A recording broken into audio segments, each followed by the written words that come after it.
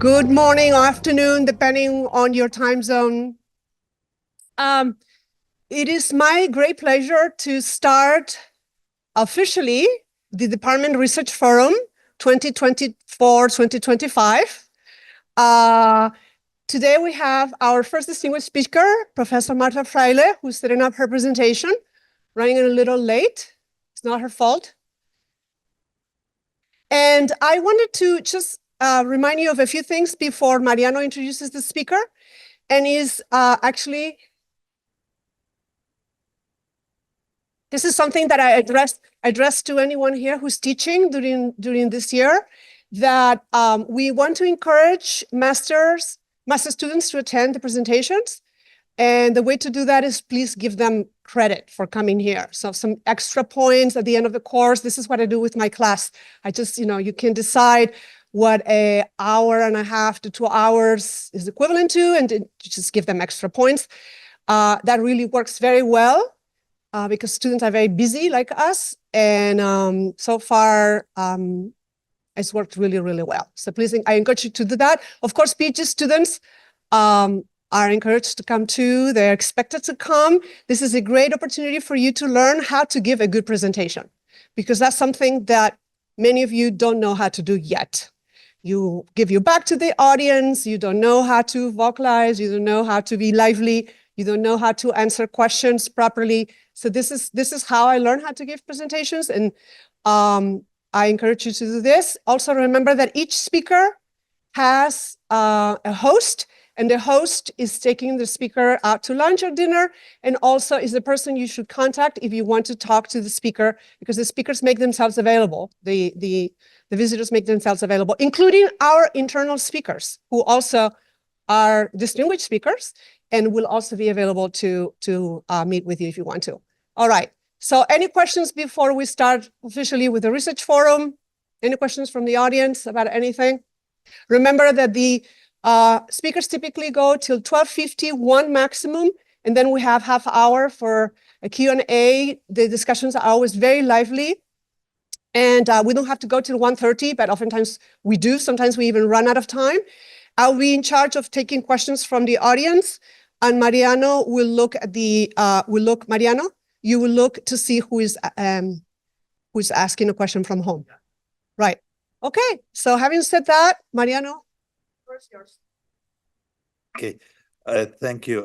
Thank you, Veronica. Thank you for organizing this forum, and as everything you organize is always perfect, despite the low contribution of people like me.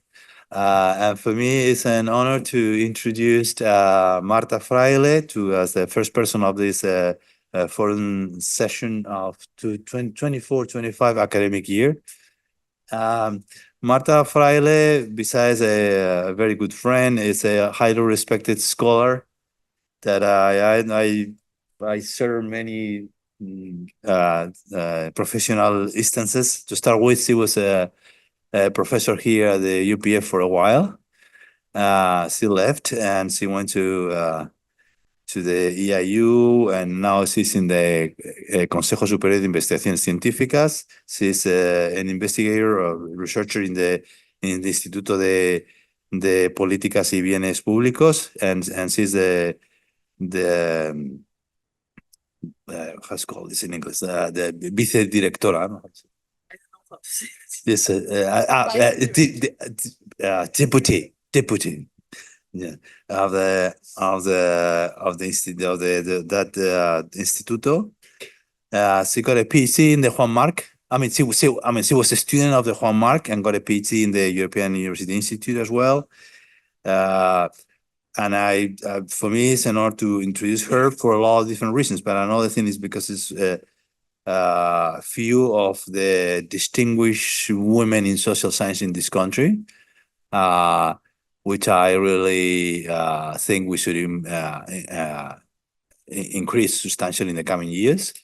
And she's one of the few scholars, women in this country that has 4 tramos de investigación by the ANECA, which for me is something that we should resolve as soon as possible. But obviously, is a big achievement by Marta, which I want to emphasize. He told me, don't say that, I'm gonna say it. So anyhow, so thank you, Marta, for your presence and for being here. She is actually presenting something that I look at very rapidly a few weeks ago, and I really enjoyed it. It's very innovative and interesting, and I think it's worth to listen to her. So thank you for coming and giving us the opportunity to share your research and your work. Thank you, Mariano. Thank you very much for the presentation, generous presentation. And it's really a pleasure for me to be here. Thank you for the invitation to Veronica. As Mariano said, the first step of my academic career was here at Pompeu Fabra many years ago. So it's really nice to be back in those buildings, and lots of memories come to my mind, and I left a lot of friends here, so it's double satisfying coming here and see some nice friends that I keep. Today, I'm going to present a line of research we're just developing in my institute, but this is a collective work. So specifically, this piece has been done together with my colleagues from who I really learn a lot always. Alejandro Tirado, he's a postdoc at IPP, and Paula Zuluaga, who is a postdoc at Autonomous University. And the work has been supported by a grant from the ministry and also by a grant from La Caixa. And this is like the first step in a research line that we hope it will have more development in the future. Although I will show you that it's a quite difficult topic to analyze and research from a scientific point of view. Okay, so let me start with the motivation of this specific paper, which 2 years ago, when we started to do this research, was more necessary because it sounded like a little bit of an exotic topic, studying the influencers.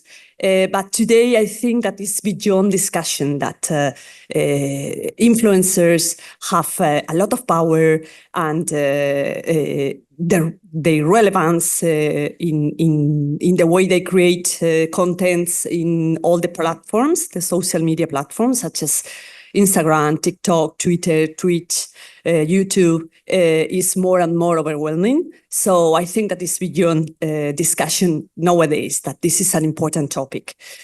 Let me just give you some examples of the relevance of political influencers in the political sphere. If you look at this picture, I'm sure that you recognize who is that guy who is interviewing Trump. This is Joe Rogan, and he provided a lot of coverage of Trump campaign. And with this interview, it is said that he managed to bring the ideas of Trump to people who are typically disconnected from the political world. So this is one example. These are others influencers in the world of humor or gaming and many pundits and journalists have mentioned that the US elections have been the first influencers elections. So many people said that politicians and political parties need to adapt to this shift in the media context and need to play more actively with this new resource, right? So having said that, and I hope that I have convinced you how important it is, the topic, let's start with the definition. What is an influencer, or at least what we have considered to be an influencer in our research? So I provide you with the definition by Abidin. Is an individual who uses their presence and content on social media to influence the attitudes, the behavior, and the decisions, especially commercial decisions, buying, of their audience. And what they offer to their audience is their experience and expertise, their credibility, and their authenticity, right? So they establish this kind of interaction with their digital community, and we will discuss a little bit in more detail how do they manage to create this trust and this credibility with their community. Influences exist in different niches and industries such as beauty, fashion, sport, travel, lifestyle, gaming, fitness, humor, cooking, and I will mention cooking later on because it resembles a particular kind of influencers. Okay, so basically influencers leverage their online presence to share their personal experience and to make recommendations. And the aim is to influence the taste and the choices of their audiences. And basically they make their business because they partner with the brands and companies because they promote their products and their services, right? This is one of the sources of their income. The other source is the financial support that they receive from the platforms where they place their content.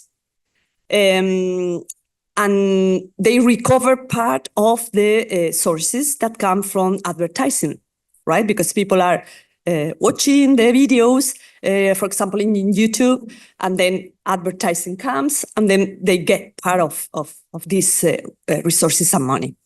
So it's a huge business, right? How do they operate online? Well, they profit from their strong online presence and focus normally on specific issues. They become specialized on, for example, beauty or cooking, and they engage with a huge amount of people and audience. They regularly update their social media profiles. They are putting and updating contents continuously, almost like in a real life approach. And they use a very attractive format, normally using a lot of videos, photos, colors, and they position in the center of a virtual network, right? So this provides them with a lot of power and persuasive power. Okay, so the contents that they share are based on their specialization, okay? And they use very different formats that are considered to be like entertainment formats, like interviews, or like they create ephemeral stories, or they create, for example, how-to guides in doing things, in, I don't know, recommendations for, cleaning your face, or recommendation for cooking the bread. So this kind of formats and styles. So in principle, and according to their niche and contents, they can be considered as entertainments, right? Audiences. The audiences go to them because they're looking for more than information, entertainment, engagement, advice, in principle. Okay, however, we know that influences can also be political, even if the origins of influences was really, really commercial. Now we have seen an emergence of, a rise in the number of political influencers. For example, they can raise awareness about some topics, and advocate, for example, for social or political causes, like, for example, environmental issues, but they also can promote a fair rights agenda. The strategies that they use are, as we said before, asking audiences to engage in a discussion, commenting on current issues, or asking provocative questions, providing, for example, a puzzle of an example of themselves, trying to argue for whatever topic and making puzzles questions. Or even sometimes they offer like fact-checking information to their audiences. Okay, so they have a lot of different strategies to engage with their community, also in a dialogue linked to the current political issues. Okay, so the power that they have is that when they post political information, they can make politics, the access to political information, easier to people who normally are not interested in politics, right? So this is one of the power that they have. A clear example here comes from far-right political influences that have significantly contributed to the emergence of a global new right-wing cultural niche. And I'm sure I will give you some examples of this kind of influences. I'm sure that you know some, this concept of manosphere. The manosphere comprises forums, websites, blogs, YouTube channels, and in general social media profiles that they are all marked but by an idea of masculinity that is very misogynous, and that defend this idea that they feel threatened by the increase in gender equality and the power of feminists, they say. So basically they are against feminist ideas, and you can see there, images of feminazis or this other one. Well, they are very, very strong messages against feminism. An example in Spain is Foro Coches, for example. They are all very angry men who are very angry with women because they don't, obtain dates, or they cannot do sex or whatever. So they blame feminists and they blame gender equality for that. And I'm sure that you're familiar, for the Spanish audience here, you're familiar with names like Papa Maravilla or Roma Gallardo or Un Hombre Blanco Hetero. Right. So these are the kind of extreme influences that I'm referring to. Other influences that could be more, nice and that do not do such a huge noise online is this movement that is called trad wives. And these are women who advocate for the traditional gender norms. So basically, they are proud of being women and housewives, mothers. So they cook. They dedicate a lot of effort on making their partner happy, and they defend this idea that they have a very, very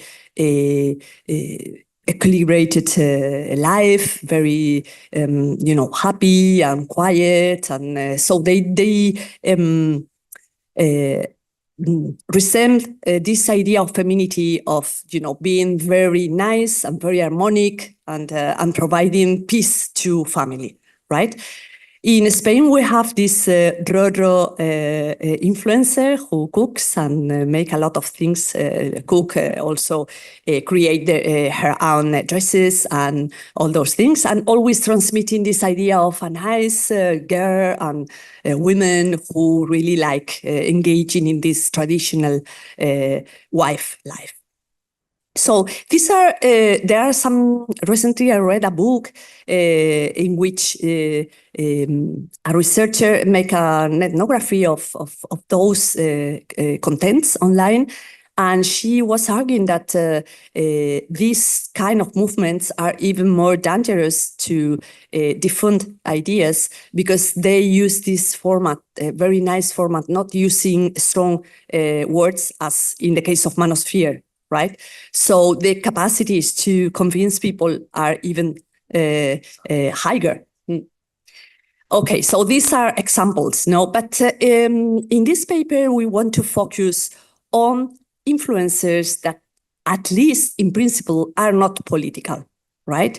So clearly influencers that focus on selling things, right? So in principle, we are interested in this, in studying these influences because their audiences approach them for reasons other than politics, right? So I will explain you later on why this is important for us and for our research design. So basically, they follow them because they trust them, they like them, their image, and they can follow their advice to choose specific products or products or ways of doing things. So our argument in the paper is that although the figure of the influencer may appear to be something very new, the process of opinion formation mirrors that which was historically prevailed for celebrities, for example, in traditional media, right? So, but we argued in the paper that in comparison to traditional celebrities, influencers have more power because they are perceived to be much more close to people. They have a very interactive way of communicating with people. So this provides them more tools. And I will explain it a little bit with more detail. What we do in the paper is something very, it could be a little bit surprising, but when we were reflecting on which theory could we use to explain the persuasive power of influences and the way in which they can create public opinion. Now, normally, I don't know if Mariano agrees with me, but there is this tendency not to read all people, no? And I was reading, rereading Noelle Newman, or I was reading Saller, or I was reading Converse, people from the 60s, 70s, the 80s, the 90s, to see if I could find any way to explain also this. And what we discovered is that despite this book and this theory of Thaler was written during the 90s, it's still alive. And it can give you analytical power to explain the way in which influencers can persuade people. Okay, so Thaler has 4 different axioms to explain public opinion formation, and I will apply the 4 of them now in a very, very summarized way and synthetic way to explain the way in which influencers can persuade their audiences. So the first axiom is the axiom of reception, right? And here, what we argue is that influencers, normally people approach them, at least the kind of influencers we are studying here, their audience approach them initially for other reasons than politics, right? So, and they approach them also because they have a very accessible format, like this hybrid format I was mentioning before. So, this first axiom of Thaler argues that people only,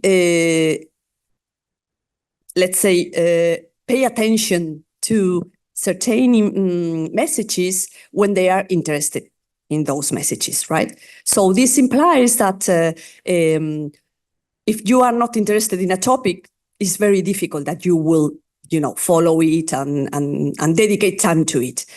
In the case of influencers, since originally the people goes to listen to them and to watch their contents for other reasons, then the possibilities that they are exposed to feminist or anti-feminist, in this case, a message,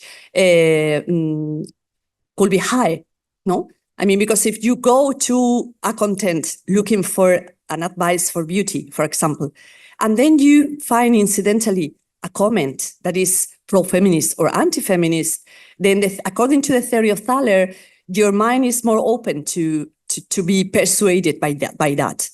Precisely because you don't have a created opinion about it, right? Okay, so this is the first axiom, reception. Thanks to their hybrid comment and thanks to the fact that they are specialized in certain topics and niche, they could have this power. The second axiom is the axiom of resistance. And here we think that the analytical point is the fact that influencers have the capacity to create trust. Their audiences trust them. They are very credible. Okay, so first, why do they trust them? First, because they consider them to be expert in their niche. Okay. Second, they think that they are credible and authentic. Authenticity is a very, very distinctive factors. In comparison, for example, to traditional celebrities that were perceived to be elites somehow, no? In contrast to that, influencers are considered to be normal people that are very close to them. So this reduce resistance to their messages because, you know, they think about them as if they were friends. So the capacity to persuade is higher again. Okay. Regarding the fourth axiom, which is accessibility, here what we argue is that the immersive communication style of the influencers give them a lot of power. They provide this idea of two-way communication with their audiences. They can even talk and chat with them by the messengers, no? So they are relatable, and that gives them a lot of power. Besides that, or on top of that, they also count on the power of algorithms. And as you know, algorithms can provide them a lot of visibility and the capacity to become viral and to arrive to a lot of more people, right? So this provides the probabilities of accessibility much higher than normal communicators in the television or in newspapers. And finally, regarding the axiom of response, here, we insist on this kind of the virality, the capacity to create one single message and then in very, very small amount of time become something that arrives to everyone, right? So Thaler argues that when you don't have a clear opinion already in your hand, I mean, in your mind, basically you recover information from the most recent thing you have seen, right? So virality have this capacity to arrive to the top of the mind of the people, even if they are not looking for it, and then immediately introduce the message into the mind of the people. Okay, so this is in a very, very synthetic way how we argue in the paper that Thaler is still alive and can illuminate the way in which influencers can persuade people. I hope I have persuaded you too. Let me now jump to the research design of the study. First, the study is about the Spanish case, and it's focused on feminism, on the topic of feminism.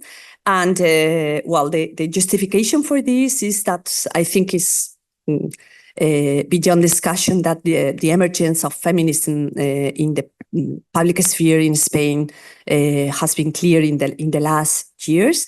And some of here you can see, for example, an indicator of the frequency of search of the word feminism during the last years in Spain. According to Google, just an indicator. It has a lot of problems, but just to give you some some examples. And then during the year in which we collected our survey, there was a discussion of two very controversial laws, the CSC law and the trans law. So it was very much in the media. So we thought it was really a specific moment in which we could study the topic.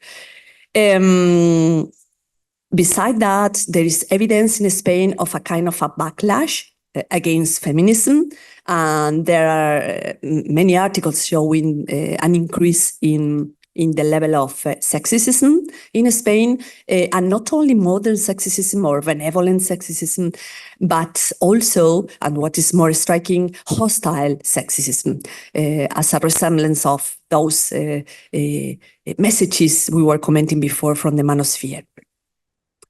Okay, so for all those reasons, we think that feminism is a very important topic that could help us illustrate this power of persuasion of the influencers. Okay, so here I give you some evidence of the relevance of influencers in Spain. For example, 80% of companies in Spain use them for their marketing strategies, according to a survey we found in 2020. And I'm sure that when we will manage to update this evidence, it's going to be even higher. According to a survey run in 2023, 51% of respondents declared that they were following one influencer at least. There are many different indicators showing that influences are present in the Spanish context and are an important thing today. Okay, so here is our research design. Again, it's a little bit complicated to explain it in a very short time, but I will try my best. The first step is we collect an online survey. We spent like 1 year discussing the design of the survey and the contents of the survey. And the number of respondents was 5,000 people, aged representative from 15 to 80 years old in Spain. And this was done thanks to La Caixa, a grant that we get. And basically it was, when we were doing this during the beginning of 2022, there were no surveys asking people their exposure to influences. So for us, it was very challenging to design questions that could capture this. So we think this is also a contribution. So basically what we did was to ask to respondents or participants to tell us a number of things that they do in their normal life. And one of them was if they were watching videos or stream from content creators or listen podcasts frequently in their normal life. Okay, so from there we get a subsample of 3,734 people recognized that at least they were, doing these activities. And then what we did was to no, let me check. Then to these people, we provided two additional questions. The first one, we gave them an open-ended question, asking them to provide the name of the 3 influencers that they were following most typically. So this was an open question. And then we work on this to codify and to get a list of influencers. Then we offer also a closed question containing a list of 10 influencers that we get and we choose under the selection criteria of non-political influencers who had at least a specific number of followers and who were like the most relevant during 2022 according to the data that we had. Okay, so playing with this, with the 10 influencers that we offered to them and asked for each of them the frequency of exposure to those, and also using the information we get from the open-ended question, we arrived to a list of 26 influencers, okay? So for these 26 influencers, we follow them for 3 months, the 3 antecedent months to the collection of the survey, okay? So the criteria for this was, okay, let's get a period that is sufficient to get more or less an idea about the typical context that they have, but don't go so far away, because then, you know, the influences also evolve. And at the beginning, they start doing one thing, but then they start doing another thing. So we wanted this to be credible, because we wanted them to match the results from the survey running at the end of December with the contents of the influencers. Okay, so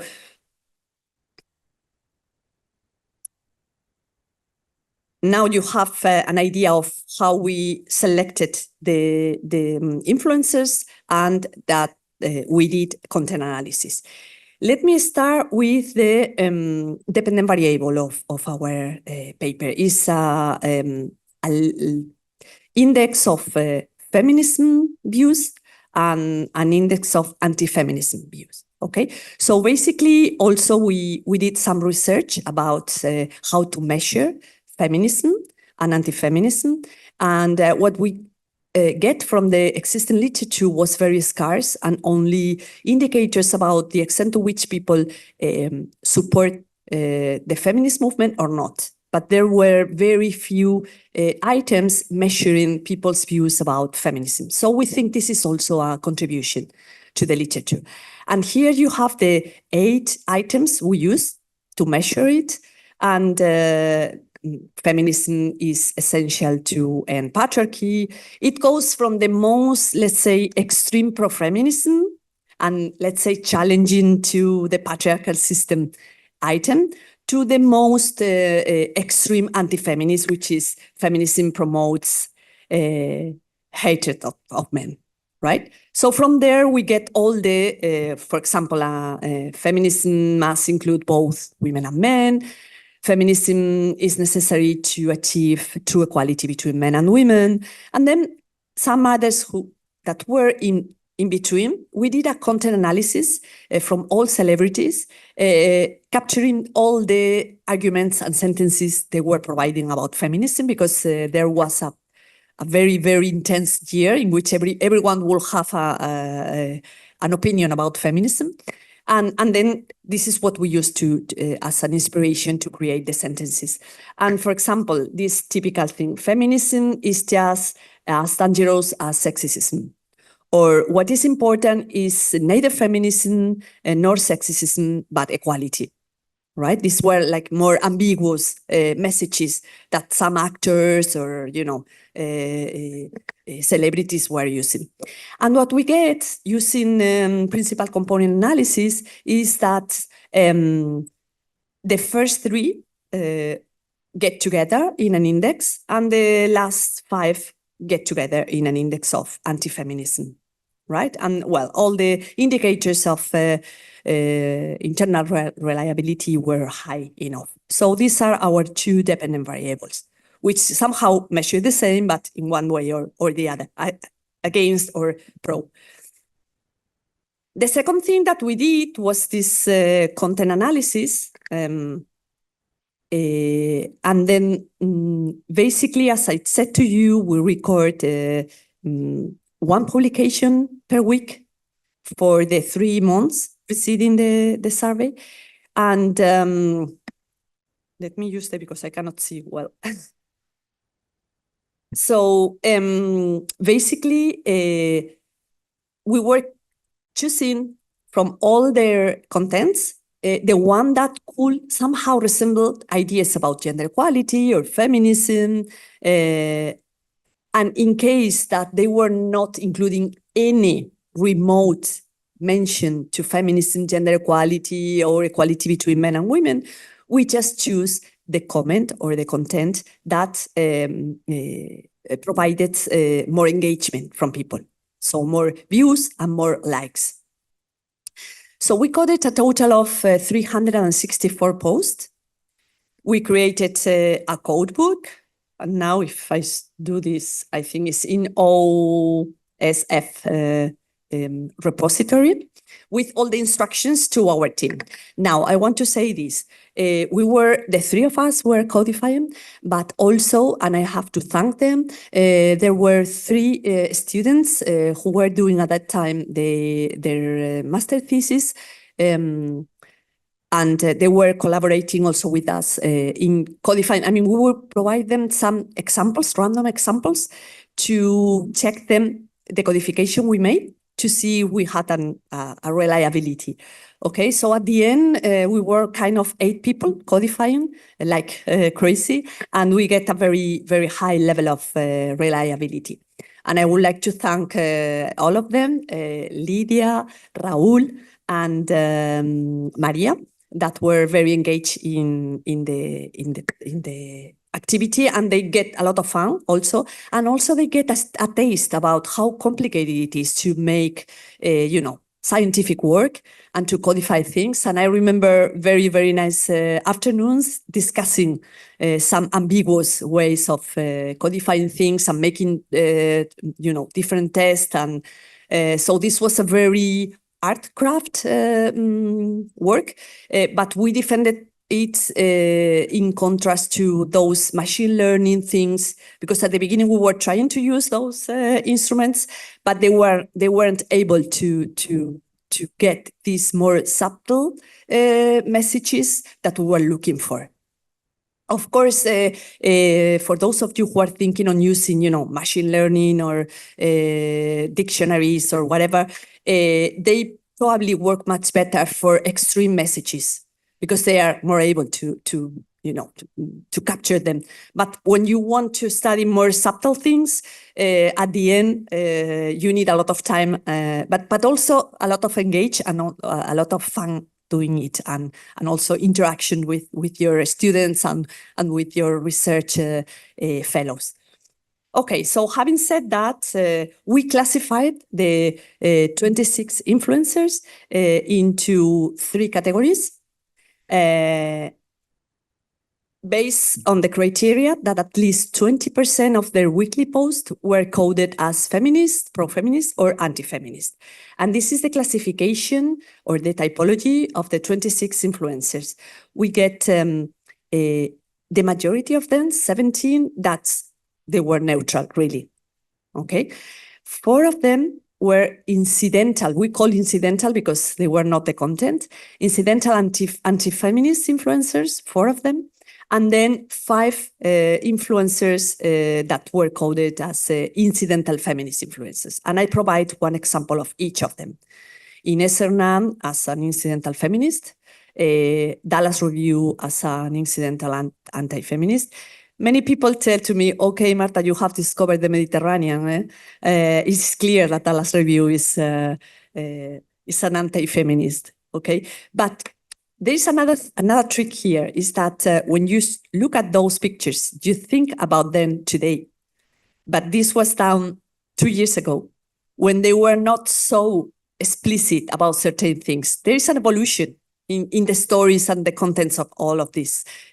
So that's why I find it fascinating too.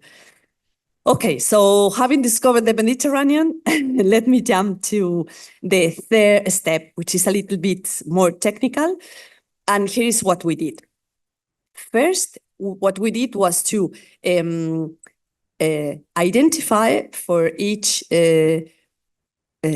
participant in our survey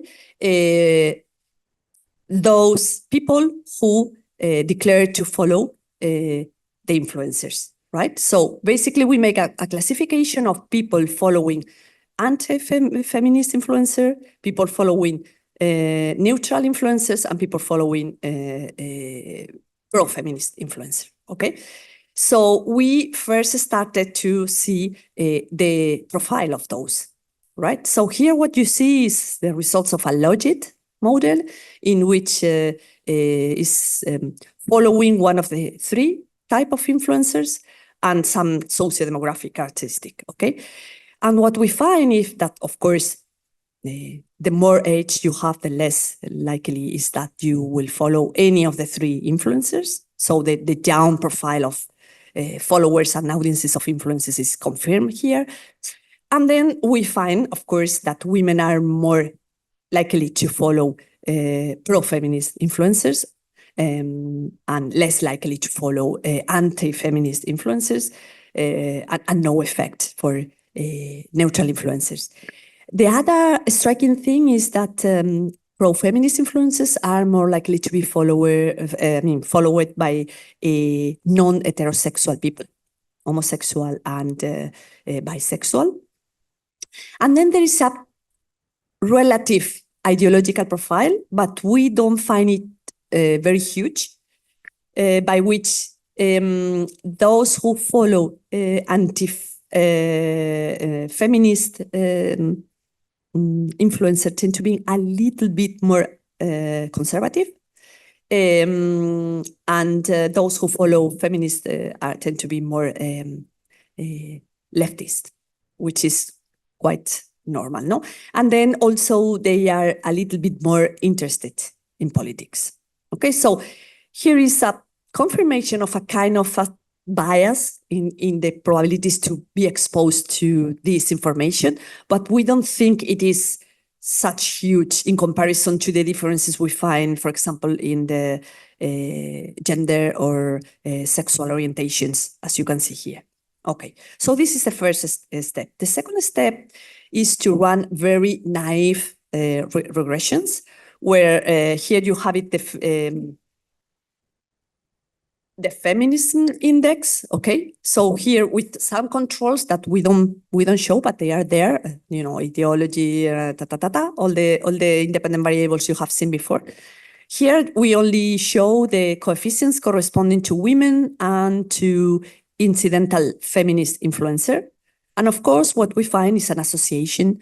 Those who follow incidental feminist influencers are more present on average higher levels of pro-feminism in our index.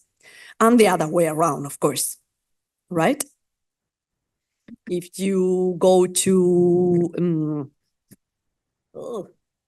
if you go to the second set of columns, you see that, of course, if you declare to follow incidental anti-feminist influencer, the coefficient tend to be negative, okay? Because on average, you tend to present lower levels of support for feminism, right? And this is like the other face of the same coin, when the dependent variable is attitudes and anti-feminist attitudes, then following feminist influencers is negatively associated to your anti-feminist views, right? And the other way around, if you follow anti-feminist influencers, this is positively associated to your anti-feminist attitudes, right? Does it make sense, or should I stop a little bit more and explain it more carefully? Okay. We also, tested the extent to which this association is higher or smaller for men and women with an interaction term. We found very different, some slight differences, especially for anti-feminism, that is stronger for women, right? So when women follow, the thing is that, well, I can show you later on because I don't know how to, because I have it here. Anyhow, so it's basically the association between following an anti-feminist influencer and having anti-feminist attitudes is of a higher size for women than for men. Don't worry, Mariano.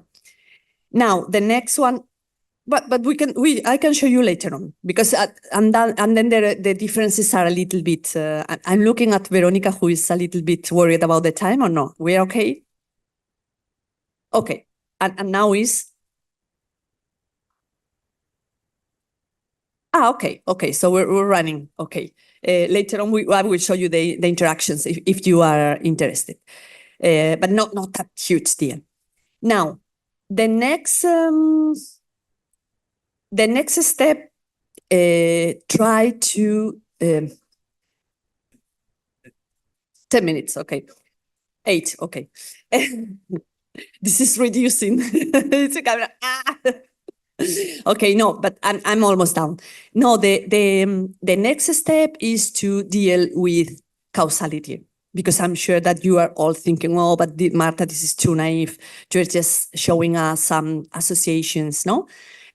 So probably people who follow, even if they are, incidental feminists, if they follow them, it's because somehow they are also feminist.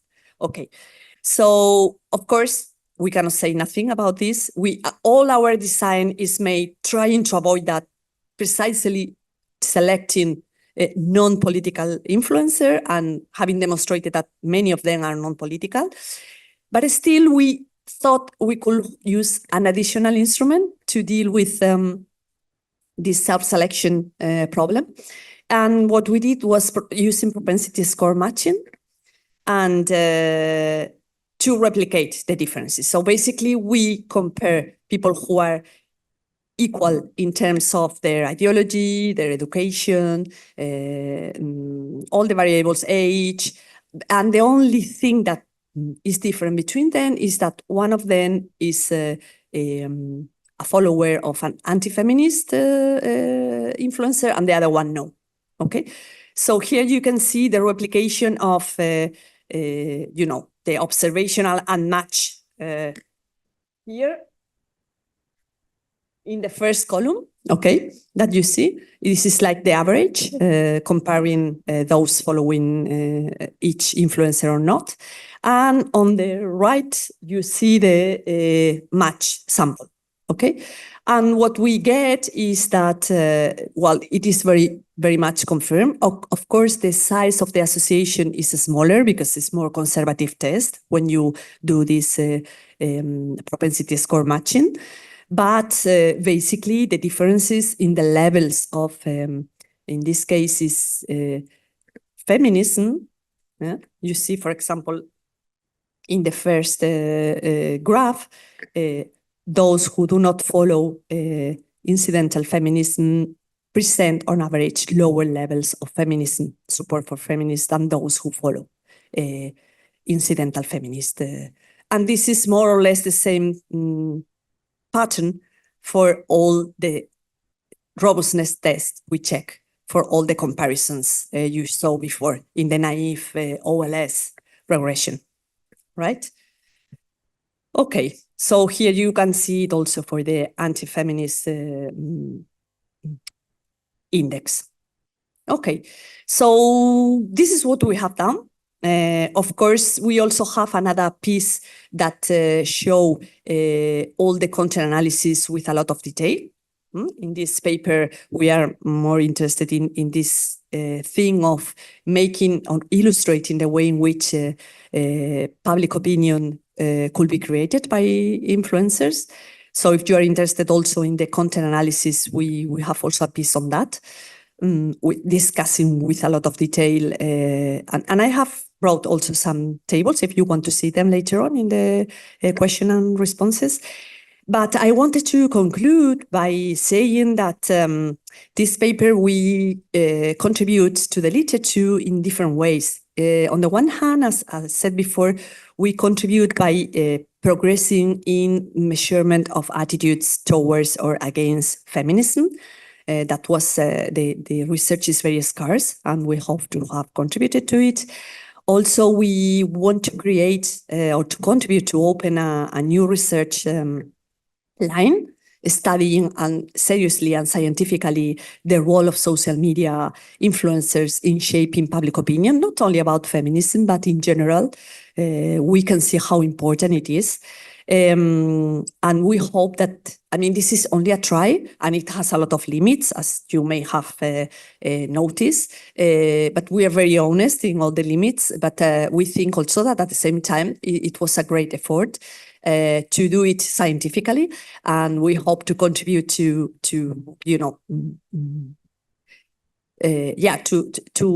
enhance our capacity to analyze and demonstrate this. We think that this is very important also because influences, we know that contribute also to polarizing societies, contribute also to disseminate misinformation. And we have a very sad example here in Spain recently with the Valencia Dana, no? In which we know that many influences contributed to create a lot of confusion and disinformation. Because they have a lot of freedom in the way they create their content. They don't need to to provide their sources or to say where did they get this information, or they are not accountable because they have a lot of followers who follow them for other reasons. So they have a lot of power, and we need to be conscious about this. I have just discovered while preparing this presentation, and I'm happy for that Pew Research Institute has just published the other day, 2 days ago, a report specifically on this. And the first try, because for this time, we've been the first one doing this kind of research. Normally what we do is to follow Americans, no? Because they have a lot of money, they have a lot of resources, and they have a lot of good ideas. Well, in this case, we did it before. And they just published this. It's a report on where they try to study the contents of 500 influencers, of course, using some other instruments like machine learning and everything.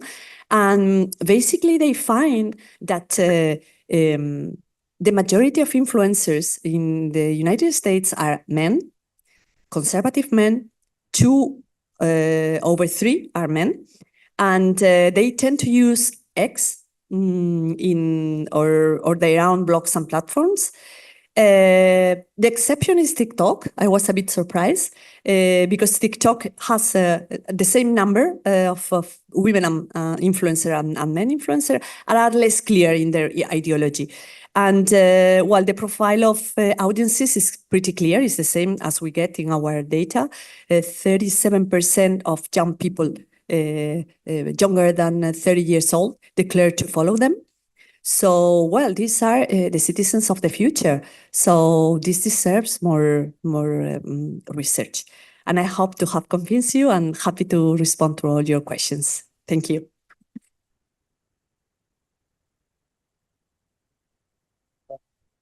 Thank you, Marta, for this nice presentation. It's a very, very important topic. That is related with other many topics like polarization, as I work on that a lot, and also it's a very innovative approach with a lot of work, because behind this is a lot of work, and also illuminating us how we have to go to the classics to explain some things that we are facing for the future. Right? We have to reinvent the wheel. It happens to do with the same with the echo chamber things and or concepts like that. So I appreciate your work, and I think I will say that it's so good. I think I encourage you to write a book about this. You have enough materials to write a book. I think you should go and do it before anybody else, and write a book in English and go ahead and do it. Okay, so thank you for that, and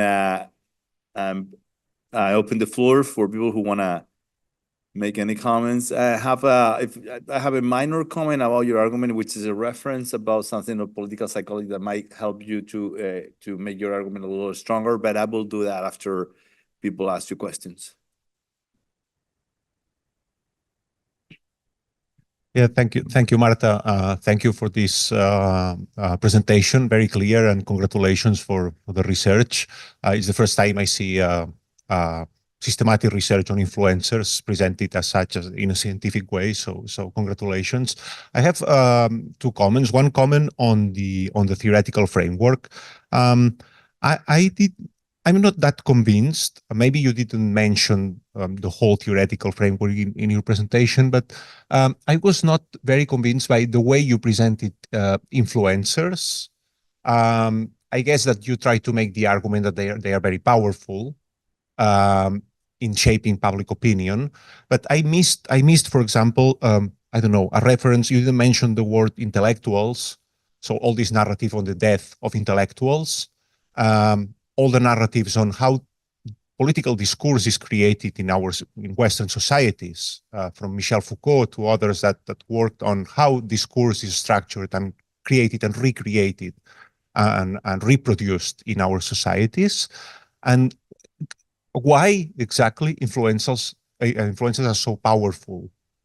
I have a slightly different view. My view is, and I know nothing about the topic, but my thesis would be they are part of an echo chamber, and they are like parrots repeating what is the dominant discourse in this echo chamber, but they do not have a power in creating discourse, as you seem to imply in your presentation. That would be my I don't know, my understanding of the situation, but I would like to know your thoughts on this theory. And then if we adopt a more critical perspective on discourse, then I don't see, you are using a lot this non-political, political distinction. And of course, well, yeah, if they are reproducing this social discourse, they are political, so they are all political and so on and so forth. So that is. And then the second comment, very quick, is on the controls, on the methodology. You already said that this is naive and that this is endogenous in some sense, because those that are feminists follow feminists. But then I would like to know if you are controlling, for example, or you are using a variable on how many media these people are following. Do they have other intellectual references other than influencers? Some of them. And what is the effect of these other channels of reproducing and producing discourse on them? And thank you.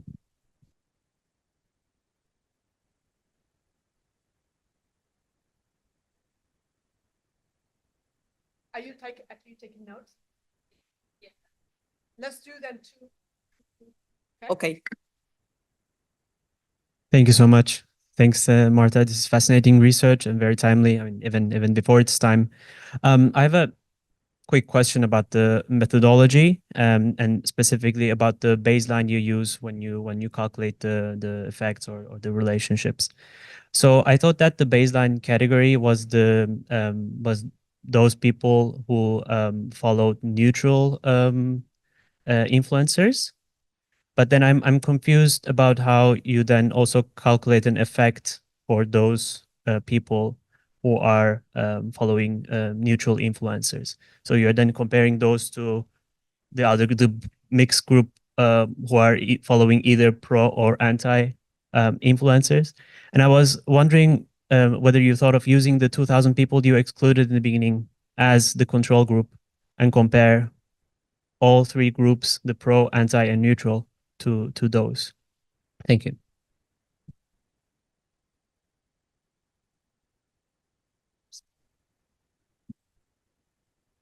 Well, thank you, Marta. This is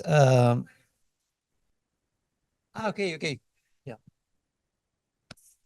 Okay, so thank you. Yeah, these are really good questions that go to the core of the topic. I think that to respond to you about the extent to which these influencers have more or less power and are more or less free to construct their own discourse, it is true that there is a line of research on, cultural media in general, showing that, well, all these extreme right influencers are part of, let's say, extreme neoliberal movement that provide them also with the support and with the money, because they distribute ideas about politics and society in general, that resembles the interests of millionaires, right?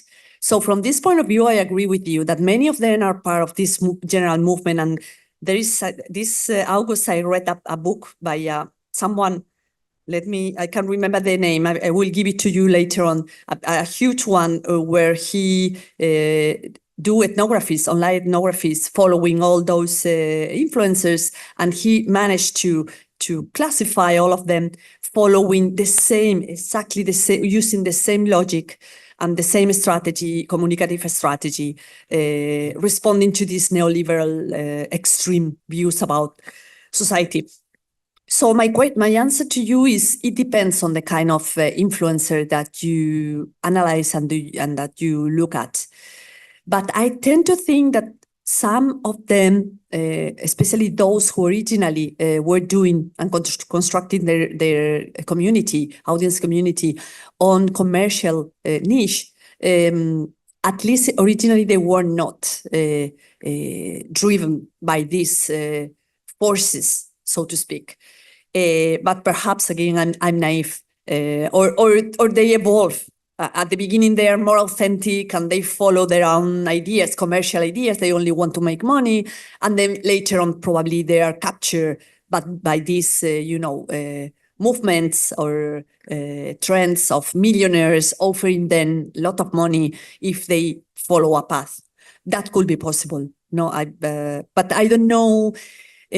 How can we study this tendency and demonstrate it? No, because it is pretty close to the conspiration theories and so on. So it becomes a bit dangerous.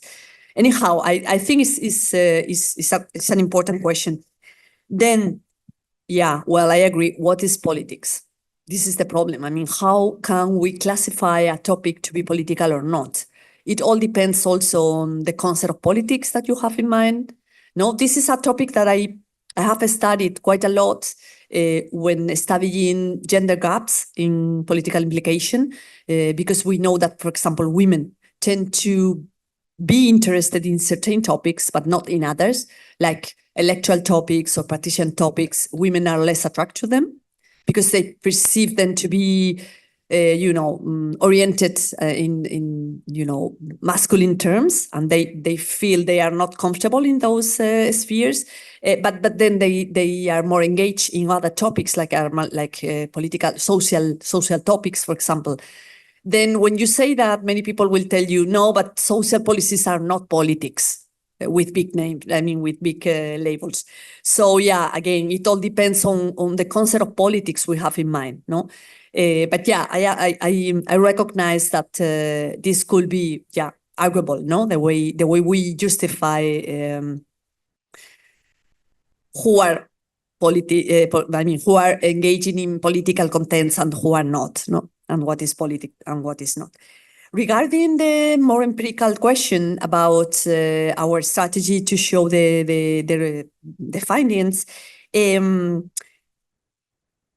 we have very few additional questions about media exposure. And I tell you why. It's because the questionnaire was becoming very, very heavy to respond.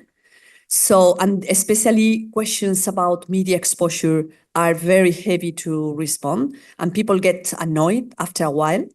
So we had some general questions about media exposure, but they are not very telling about, it's just frequency of exposure to, newspapers and television. But we didn't have, to measure that, you may need another questionnaire, providing a list of all the programs that you are exposed and that you watch with all the different newspapers that you are exposed, and that was too much for the design of the questionnaire. But yeah, controlling for general exposure, nothing changed.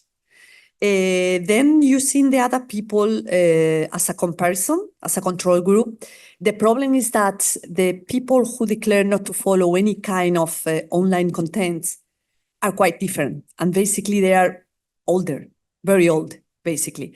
So the leverage that you get from this comparison is not that huge, because you have a group of old people over 60s, and then this very heterogeneous group of people who declare to follow online contents. It's not, it doesn't give you any added thing to what we show with these more, let's say, basic comparisons. But thanks, it's a good point. Yeah, let me add one thing that just for this 1 second is that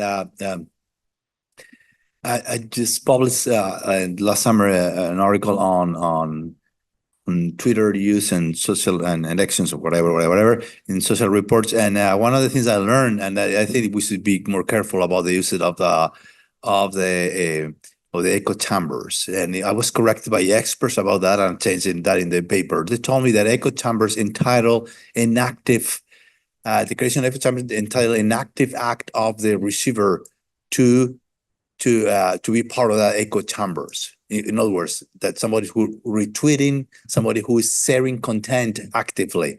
If not, we cannot talk about echo chambers. We need to talk about communication communities. And I think that's very important. We have to be very much more careful about the use of echo chamber because it's in fashion, this kind of stuff. And this guy's corrected me, and I corrected in my paper this concept. I think it's very important to distinguish this. When we talk about echo chambers, it means that we are measuring people that are actively taking in action in that particular social network, promoting the creation of these echo chambers. If not, they're just receivers. So we cannot talk about echo chambers. We talk about communication communities. And I think that probably was what we didn't hear is with communication communities and the influence of influences in those communication communities. And by the way, the book I was referring to is Mali. It's a very interesting one. I learned a lot reading it on extreme right influencer.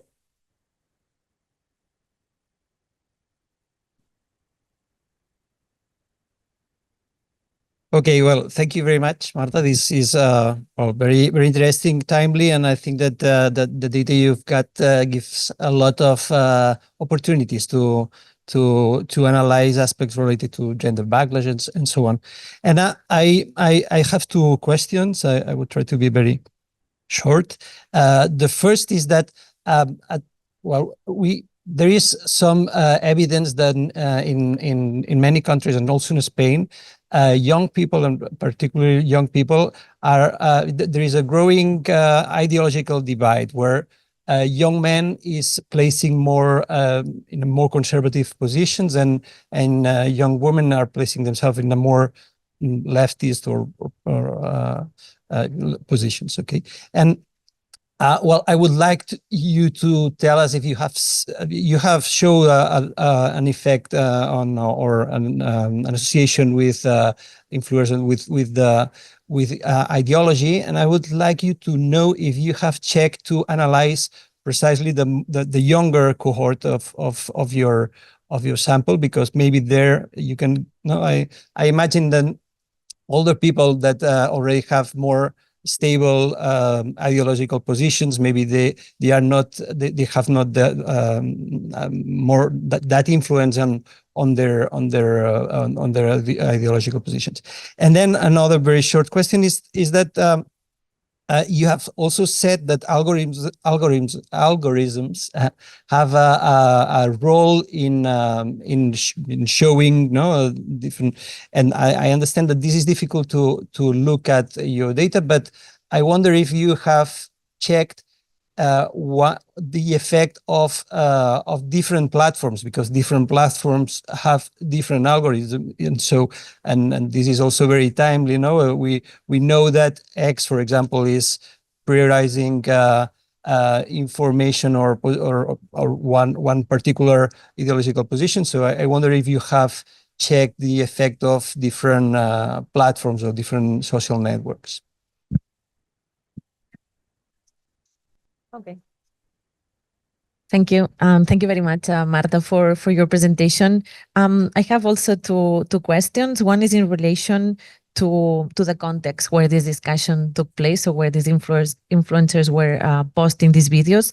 In this public discussion on the laws on solo CSC and the trans feminist law, I wanted to know if you have some, if you could develop a little bit, what was your definition of feminism? You know that in this discussion on the solo CSC, but also specifically on the trans law and all this trans exclusive feminism, and how it also permeates the same definition of feminism.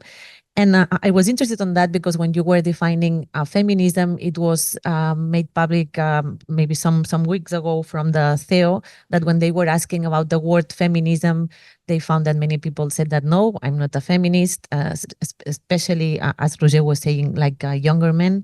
But when they were asking about equality of men and women, they were saying yes. So there's this stigma on feminism. And if you could develop a little bit what you think about that, or how you took this into account in your study. And the second one is also related to what Mark was asking you on this concept of the political. And I had some questions on this conceptualization of incidental and non-political. So what do you mean by incidental and also this non-political? Also because not explicitly defending feminist or anti-feminist claims from my point of view, and also many people that have been working on these movements of these anti-gender movements, they identify how sometimes these claims are not made explicit. But for example, Roro, that you were showing this example, she was just cooking. So it was not she was not making any political claim. She was just cooking for her boyfriend, but with a specific voice, with a specific tone, with a specific dress, and with a specific motivation. There were like many political claims behind what she was doing, but it was not that explicit. And I was curious about this code book and the discussions that you say that you were having. So I was wondering if you could develop a little bit these discussions and how you were like identifying these specific things, because I found it like really difficult with this kind of materials. Thank you.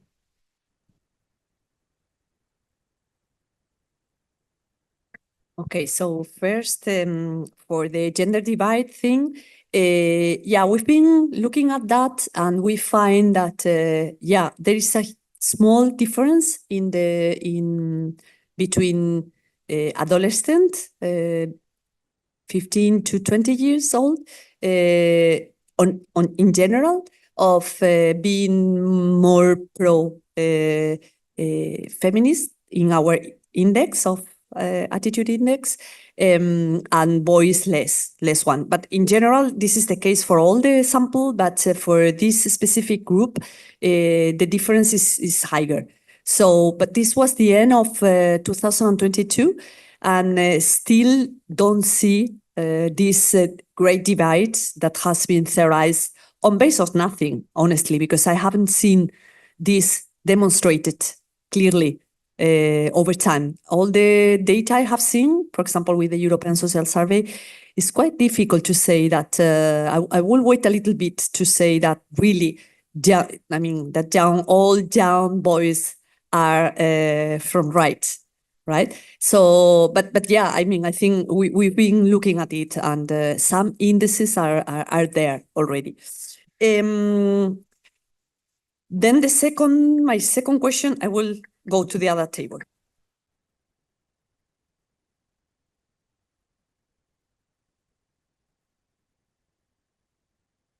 So here you can see the classification of the influencers, okay, and the platforms they were using, and also the followers, well, many different indicators about each of the influences. And this, to respond to your question, Roger, of the algorithm, what we found is that all the anti-feminists are YouTubers.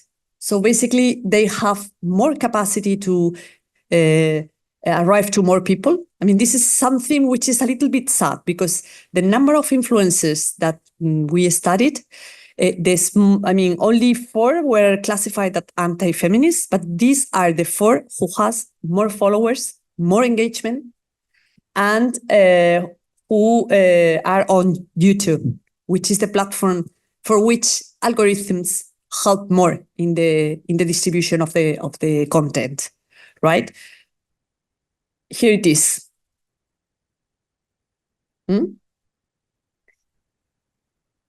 So you can see, for example, that the one, I mean, that the 59 publications that were classified as anti-feminist, the percentage is, you know, small. It's 16% of total contents that were analyzed.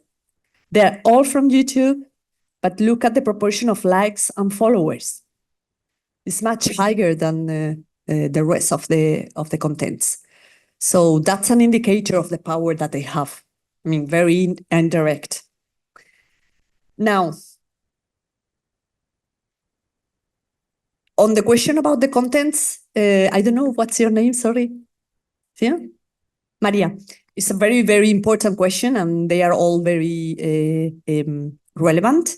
The first one about the negative stigma that the word feminism might have.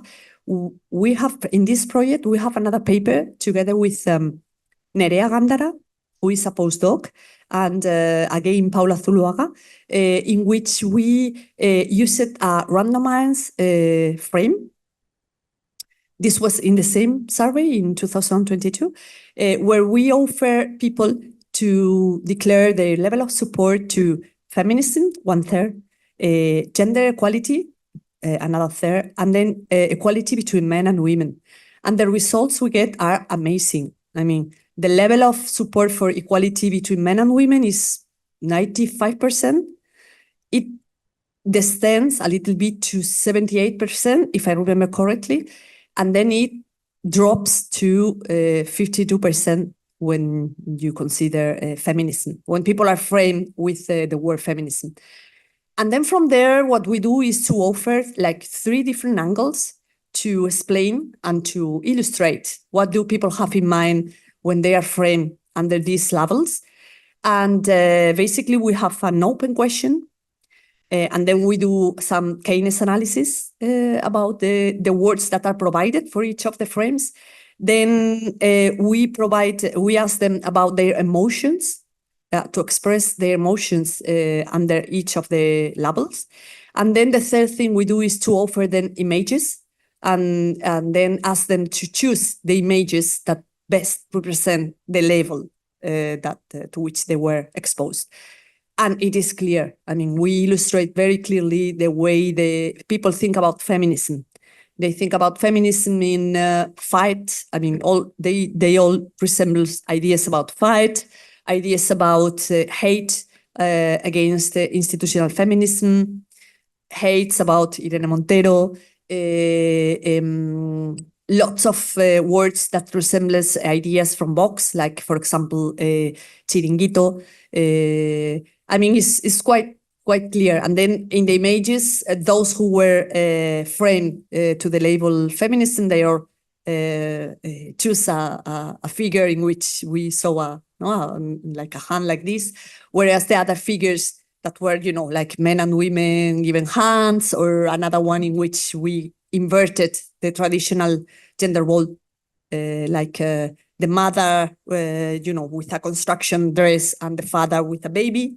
I mean, it was clear that people will choose one or the other depending on the level. So I agree with you that feminism is, it has a negative connotation. Also, I mean, it's negative, but still 52%, I think, of people declare to support ideas of feminism.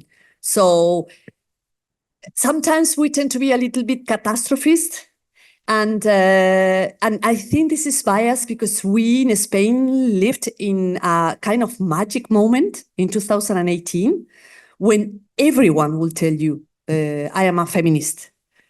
But we know that these moments are very special and exceptional, and they get vanished very quickly. So in general, people, the attitude of people is, like supporting gender equality. There's, some groups of people who are haters or are very much against the ideas of gender equality, but we shouldn't give them so much voice and so much weight. So we want also to say that many people believe in gender equality and equality between women and men, etc. No? Now, regarding the contents and how we did the content analysis, honestly, I will need to go to the code. I think it's here. All right. And what we were discussing is, we created, let me see if it opens. We first discussed it a lot. This is the codification. This is so. We created a code. We created a definition. We created the category, the subcategory, whether it was explicit or not, latent or explicit. We coded whether it was strong, moderate, or opposing. I mean, there were a lot of. I don't know how to expand this. Let me check. But yeah, well, to be honest, I haven't prepared. I mean, I should have prepared like a summary of all the main things that we discovered. I cannot remember now examples of discussion, but consider that all the contents that we were codifying, it was very difficult that they were explicitly against feminism. And we were not limited to the word feminism. We were looking for all words that could resemble somehow the idea of women in society, the idea of equality, the idea of, so we were like looking for specific words that could give us or bring us to a potential expression or content that was indirectly linked to the idea of gender equality or feminism or differences between men and women. But yeah, no, I agree with you, but this is a very, very complicated thing, and that you need a lot of discussion and a lot of cleaning strategies to make the codification reasonable and scientific. But this is all very well discussed and described in the code book that we made. It was another paper almost to develop. But and then we are about to publish also a chapter where we only focus on the content analysis, because we thought it was such a lot of work that it deserved to, to be published and to be shown to the community, to see why it was worthwhile to use this manual codification, which is so exhaustive and so demanding, But at the end, it's also good to tackle, subtle messages, right? And I don't know if I have answered all the questions. We have run out of time. Okay. Yes. Unfortunately, we have to close the session. We always do at 1:30. People have to teach and go other places. We have 3 more hands that won't have an opportunity to ask questions right now, but they can speak to Marta afterwards. Of course. I think your lunch is not till 2, I believe, and you also have the department sent an announcement about you are open to meet with students in the afternoon. Absolutely. So thank you, Marta, so much for such an interesting presentation on a very important topic. And thank you for the audience for the very stimulating discussion. So thank you very much. Thank you. And for those of you who want to talk or change ideas or whatever, I will be at Mariano's office from when? From 3 to? Okay. From 3 onwards.